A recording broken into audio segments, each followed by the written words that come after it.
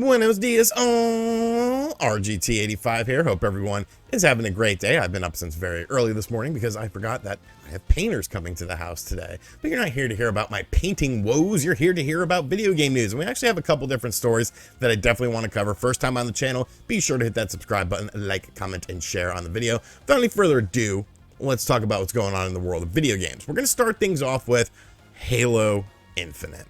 Halo Infinite. You know, this is a game that I want to love it, but I can't. I can't love the game because, as you guys are probably well aware, if you're not well aware, then you don't watch this channel very often, change that by hitting the subscribe button.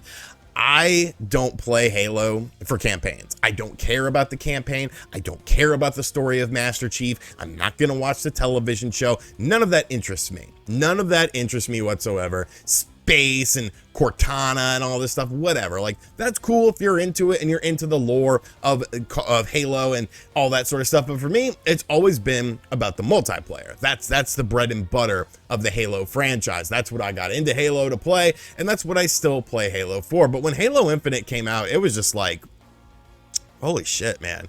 Like, did we forget another portion of the game? Like, where are the other maps? Where are the other modes? And as time has gone on, like, they've added in a few things here and there. It's mostly just been cosmetic things, this whole games as a service, as we're becoming more and more used to, because I guess somebody is supporting these styles of games. But Halo Infinite has pretty much fallen off of a cliff as far as game players are concerned, as far as like people playing the game, that is. You know, it's not what it used to be, and it's not honestly what it should be. But it looks like it's getting a shot in the ass very soon in the month of May, because today they unveiled the brand new update that's coming to Halo Infinite called Halo Infinite Season 2. And you know, Lone Wolves is kind of the subtitle.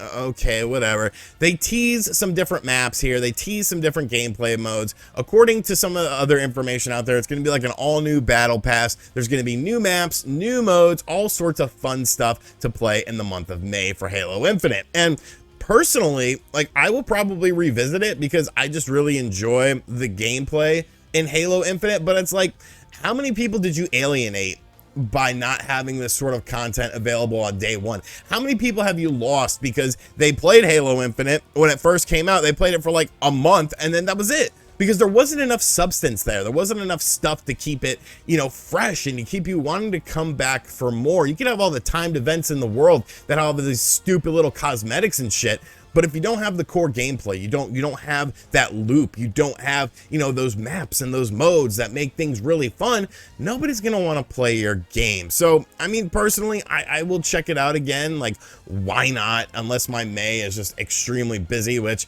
I mean, I can't imagine it would be, but I feel like they lost a lot of people with this. I feel like, you know, imagine this going on for another 9 years, because this wants to be a 10-year game. Imagine this slow trickle of gameplay being a 9+ year thing for Halo Infinite. I just don't think it's gonna work out. I think some games you can do it in that style, and you know, games like Destiny 2, that game has managed to stay relevant, but not every game is going to be Destiny 2. Not every game is going to have enough for people to want to keep coming back for more and more. This is Halo. Okay, the people playing Halo are the people who are used to having a complete game at launch. But let me know in the comments section down below if you will be jumping back into Halo Infinite when this update happens in the month of May, because I probably will, honestly. Next up, are you a Trekkie? You like Star Trek? Oh, look at that. That's Vader to me, but obviously it's a Star Trek thing as well.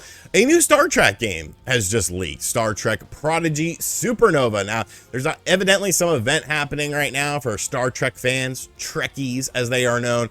And this game was actually done via marketing over at this event that's happening. This is coming to us from Star Trek or TrekCore.com. The first big Star Trek Chicago surprise is out. Star Trek Prodigy Supernova is a new game coming to PC, Xbox, PS4, PS5, and Nintendo Switch from Outright Games. More details will arrive in May. We could see some pictures of the box here. We could see some pictures of the characters, and I have to ask, who the hell are these characters? Like, what is this? This looks like Fortnite. This doesn't look like Star Trek. It literally looks like Fortnite. Now, granted, I am not a Trekkie. I don't really know anything about Star Trek. The only memory that I really have of Star Trek is from when I was a little kid watching, I guess it was called The Next Generation, and LeVar Burton was on there. And I thought he was cool. And he had the little visor thing across his eye. Well, one episode, they ripped the visor off of his face. And as a small child, I was like, what is this? This is terrifying. This is horrible. What are you doing to him? This is a hate crime. And that's when I learned about a hate crime from Star Trek. But yeah, I mean, obviously we have to take a wait and see approach with Star Trek Prodigy Supernova to see what this game is all about. It has a Nickelodeon logo on there, so I guess maybe there's a coinciding cartoon for the kids, and this is maybe based on the cartoon, but I don't know. They are doing a physical release though, so I guess there is some reason to believe that this will be at least a double A game. You know, maybe not a big triple A experience, but a double A game. So I don't know, man. I like I said, I don't know anything about Star Trek. And the only thing I remember is LeVar Burton. It doesn't look like LeVar Burton is going to be in this game, or Captain Kirk, unless it's like a new Captain Kirk, whatever. This is based on a cartoon? And enlighten me. People with children in the comment section, enlighten me what the hell this is. But yeah, looks like we'll get more information in the month of May.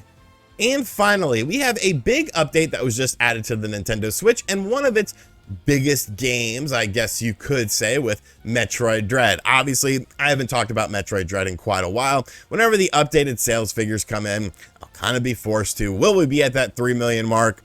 I mean, probably. I don't probably have to play stupid ass Balan Wonderworld, but until it is announced, I still hold hope. Until it is announced and revealed, I still have faith that Metroid Dread did not sell over 3 million copies. But obviously this game has been very successful for the Metroid franchise, especially considering this is a 2D Metroid game, and really 2D Metroid games even sell worse than 3D ones. Well, Metroid Dread was, of course, announced to be getting a new free content update in the latest Nintendo Direct that we got, and now that content update is here. So I want to go over the information with you guys, let you guys know what is involved in this update, just in case you forgot about it. But obviously, this is a big deal. We have 3 new modes added to the games, and they're all based on different boss rushes. By pressing the R button on the Samus file screen, you can move to the boss rush section. Now, the first one is just a traditional boss rush. You go through 12 continuous boss battles, just trying to get to the best time that you can get. You can retry, and it's all on, you know, a sort of thing where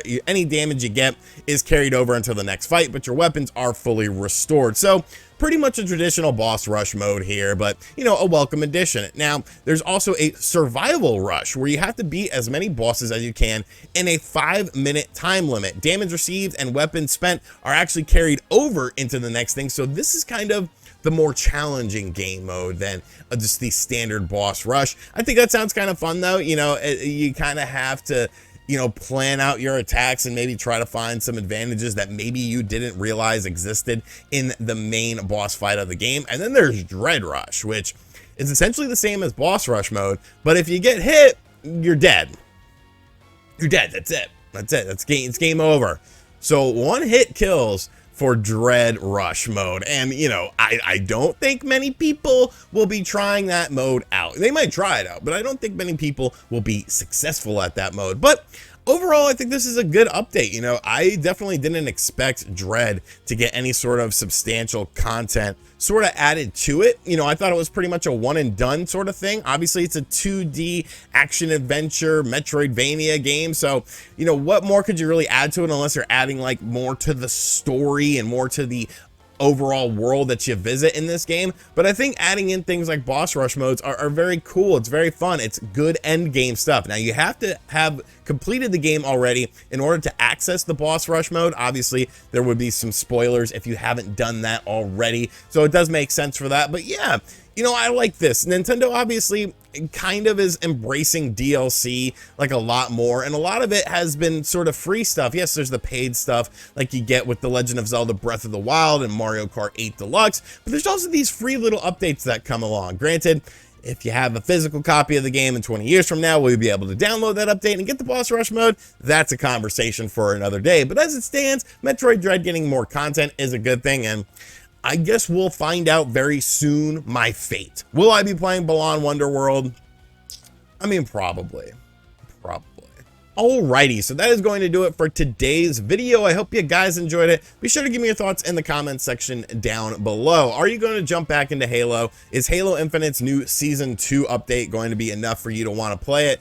Or are you still concerned about just the general overall sort of lack of content that this game is bringing to the table and this slow drip? It's like, well, is this just going to last me a month and then I'm going to move on once again? What's up with this Star Trek shit? Because I don't know what that is. I don't know. And Metroid Dread. Will you be checking out the boss rush modes? Because I might actually, but I don't want you guys to buy that game and make me play Balan. Or do I? Has it been reverse psychology this entire time? Am I playing 4D chess with you guys? I might be. And as always, guys, thank you for checking out this video. If you are new to the channel, be sure to hit that subscribe button, like, comment, and share. Mustache kind of coming back a little bit. I figured I'd save it to the end because most people don't care about my mustache. Unless you're watching the end of this video, then you probably do care a little bit. And as always, I'll catch you guys on the next video. Later.